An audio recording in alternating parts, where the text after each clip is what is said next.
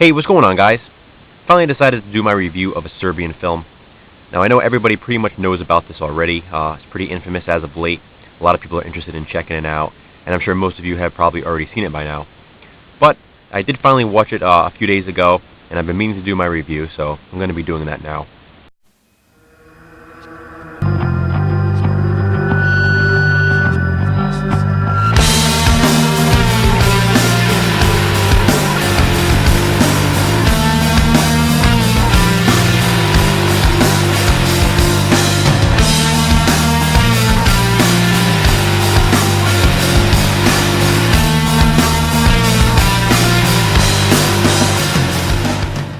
And before I begin this review, I just want to give a big thanks to Jason Wukanik.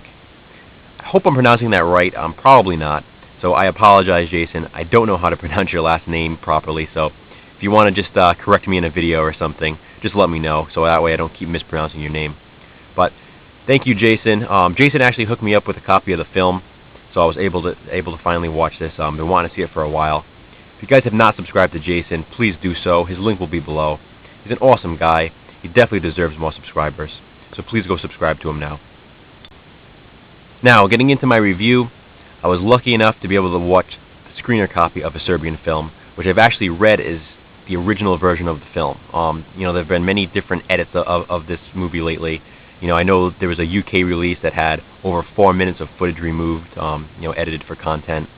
The original Region 1 US release was actually labeled as unrated, but it was in fact cut, edited as well. I believe the newest US release, which is now available on Amazon, is the uncut version, and I know there are a few overseas uncut versions as well. But from everything that I've read, I did a little bit of research. I actually have read that the screener copy is actually the fully uncut version of the film, so I was really glad to get to watch this one. I can definitely see that there were a lot of scenes that I know people had mentioned in other versions were cut, that they were full on in this version that I watched. Definitely the full version of the film. So I'm glad that I was able to see that and comment on the actual uncut version of the movie. So a lot of people consider this film to be very disturbing, and I can definitely see where they're coming from. But I have to say, probably based on all the hype, I thought it would be a lot worse. I expected to want to look away from the screen more, be very grossed out and disturbed. And yes, it was disturbing. I'm not saying it wasn't. It was definitely a powerful film. It did leave an impact on me. Very memorable. It was definitely graphic and brutal in scenes.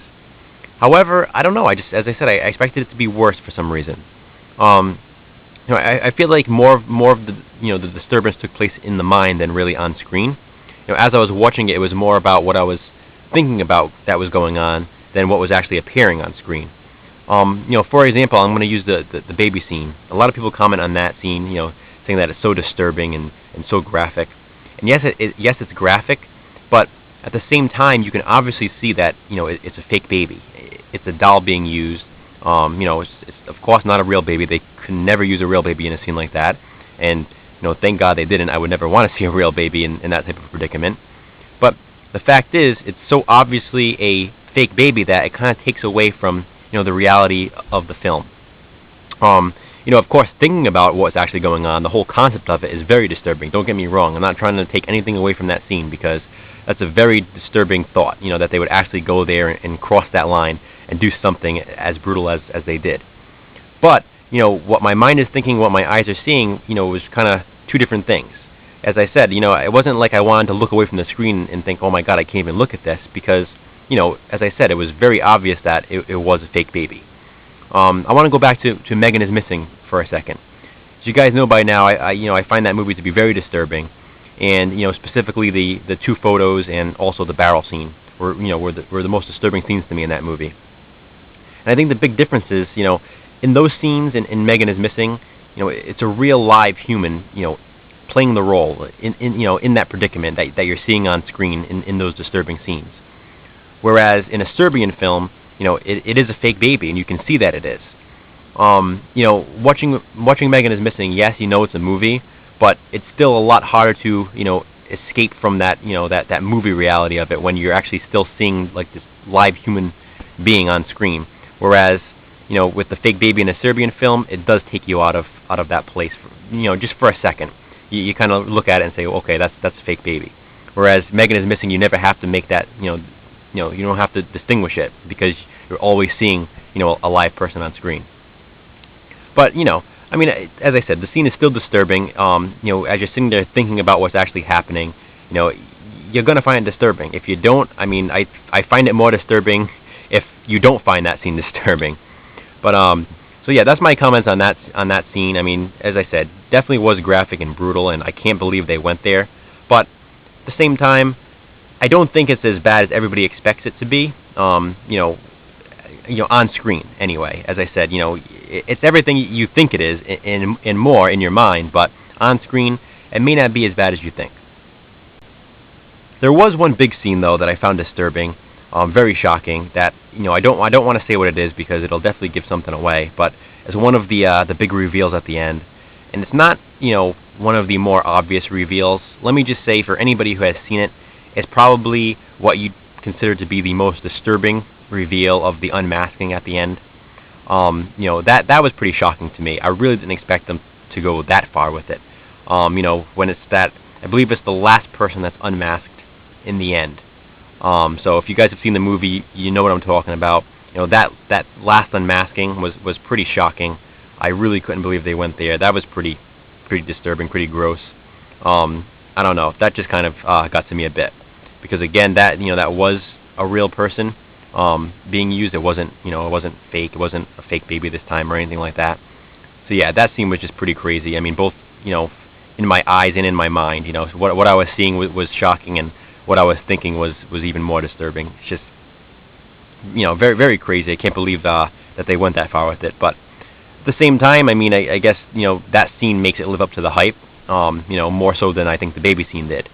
I was expecting to see the baby scene. I had heard a lot about that scene, so maybe that could be what made it less disturbing for me. But that last reveal at the end, as I said, that final unmasking, that was a bit shocking to me, and I still can't believe that that they went that far with it. I do want to mention one more pretty graphic scene, the decapitation scene. That was just incredible, very, very brutal, and I mean, that was just real proper horror. I mean, that was some great gore right there, and just a really, really intense scene. I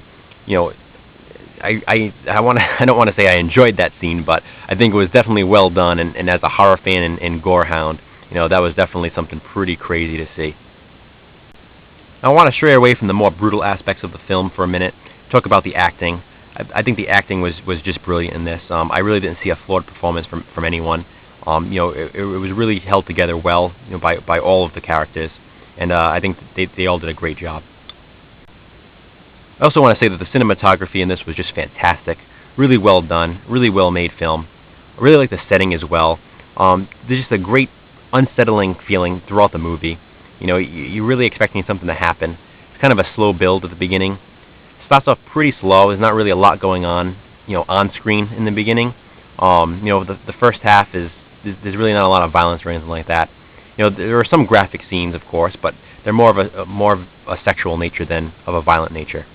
But yeah, a really good build-up, I think. It didn't bore me or anything like that at all. As I said, there was an unsettling feeling kind of built in the very first few minutes, and for some reason it just kind of sticks with you throughout the film. One last thing I need to mention is this movie definitely has one of the craziest death scenes I have ever seen in a movie.